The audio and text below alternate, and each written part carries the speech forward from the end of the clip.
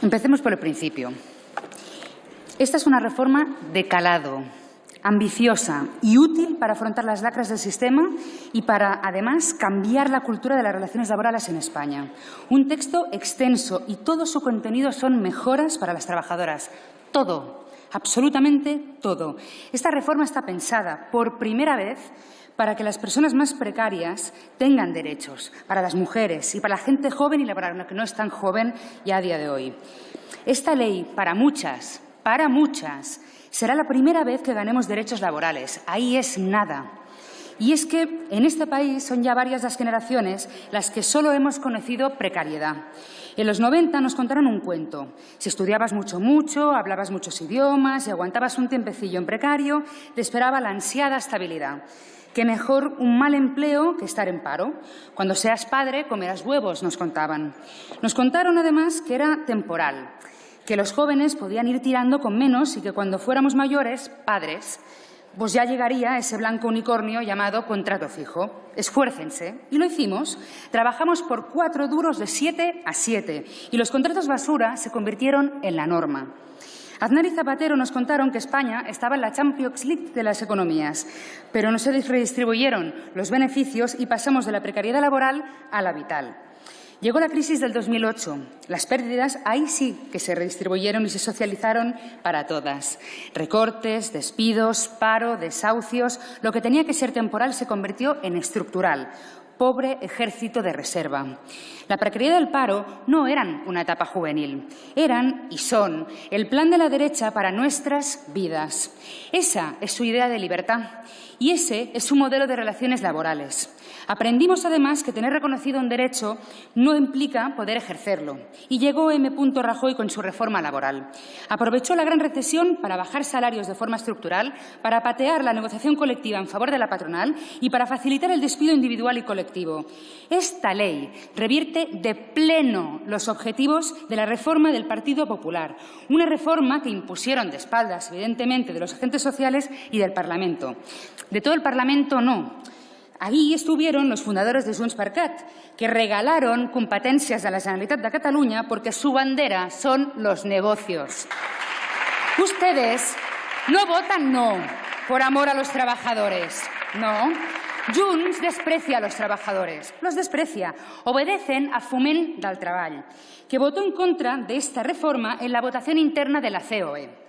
Han dejado además Cataluña con las cotas más bajas de autogobierno que hemos conocido jamás y se permiten el lujo de llamar españoles, como si fuera un insulto, a los sindicatos catalanes, señora Nogueras, que fundaron la Escuela Catalana y a quienes les ha votado, y escúcheme bien, y a quienes les ha votado más gente que el presidente de la Generalitat. ¿Comparte Esquerra Republicana este desprecio a los sindicatos? ¿Van a ser el tonto útil en la lucha de Foment, COE, arrastrados por sus socios de gobierno? ¿Van a blanquear su clasismo y su supremacismo? ¿A qué juegan Esquerra y Bildu tumbando derechos? A mí me gustaría creer que no, de verdad se lo digo, pero hay mucha gente que puede pensar que votan no por cálculos electorales. Que Junts haga un remember y vuelva a votar con el Partido Popular es comprensible, pero que Esquerra o Bildu voten con el Partido Popular y con Vox contra una mejora objetiva de derechos, hay mucha gente que creo que no lo va a entender. Mientras algunos se pasaban por el Congreso con impresoras y pactaban con la derecha en el Parlamento, otros estaban plantando cara en las empresas jugándose el puesto de trabajo. Miles de hombres y mujeres han luchado sin descanso para frenar y amortiguar el alcance de las leyes pensadas para exprimir y para explotar a los trabajadores. No pocos entre sus votantes. En cada mesa de negociación, en las empresas, en la calle, llevamos muchas reformas laborales. Aguantamos la represión del 315.3, ese artículo del Código Penal que, gracias a este Gobierno, ya conjugamos en pasado. Pero más de 300 sindicalistas pasaron por procesos penales por ejercer un derecho que es fundamental.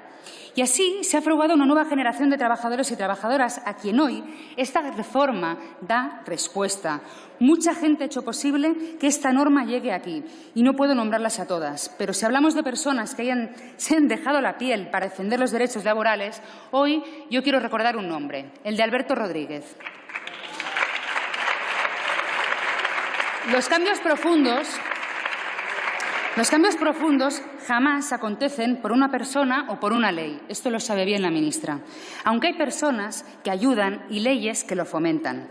Esta reforma ni es descafeinada ni es maquillaje. Quien dice eso está despreciando los logros de miles de trabajadores, está despreciando el diálogo social, demuestra saber muy poco del mundo del trabajo y le falta empatía con la gente que lleva décadas soportando la precariedad. La reforma que hoy convalidamos no solo revierte parte del decretazo de Rajoy, es que va mucho más allá. Supone una ruptura con toda la legislación que ha promovido la temporalidad abusiva desde el 84. A quienes legítimamente piensan que deberíamos llegar más lejos, les digo que quedan 2 años de legislatura y pueden estar seguras de que esta no será ni la última ley ni el último derecho que ganemos. Seguiremos subiendo los salarios, seguiremos mejorando el empleo y seguiremos reduciendo la precariedad y la temporalidad, y lo haremos con el diálogo social. Y yo me pregunto, ¿cómo estaremos en mejor condición para alcanzar estos retos? ¿Con contratos indefinidos y convenios fuertes o con contratos temporales y precariedad? Pregúntense eso. Con esta ley ganamos fuerza para seguir avanzando, que es lo que importa. ¿Qué lucha vas a dar si no tienes ni siquiera que despedirte? Con no renovarte actualmente es suficiente. Ante el abuso de la temporalidad, las indemnizaciones por despido y las garantías del despido colectivo no llegan. A ver si entienden eso. O esta realidad cambia ya. O antes de que suba la contratación a raíz de la recuperación y de los fondos europeos, o la precariedad y el paro marcarán nuestras vidas para siempre. Esto es lo que hoy nos jugamos. Esta es la coyuntura, señor Matute. Nadie habla del contenido de esta reforma. Si realmente creyeran que es insuficiente, votarían a favor haciendo legítimas críticas o se abstenderían. Hoy todo el Parlamento debería votar esta reforma porque es de consenso, pero el no es injustificable para quienes se identifican como izquierda, porque votan básicamente la reforma del Partido Popular hoy. Es curiosa, además, la coincidencia de algunas voces críticas con la aparición de encuestas extremadamente favorables para Yolanda Díaz entre los votantes de esas formaciones. Al menos sean honestos. Esta reforma es el primer intento serio de combatir la precariedad y se basa en las experiencias de la política de protección que han marcado la pandemia. La propuesta de la derecha son los contratos temporales y los ERES. La nuestra, la estabilidad y los ERTES. Despidos masivos versus mantenimiento del empleo. Esto es. Y aquí lo iba a decir. Proteger el empleo, generar empleo, mejorar los derechos. Todo esto genera empleo. Termino. Estos días he sentido mucha vergüenza, pero quiero recordar una vez más a Almudena Grandes. No nos van a robar la alegría, porque aquí nos ha costado mucho llegar, es mucha gente la que ha luchado y hoy estamos contentas de poder volver a casa y decir que volvemos con nuevos derechos. Muchas gracias.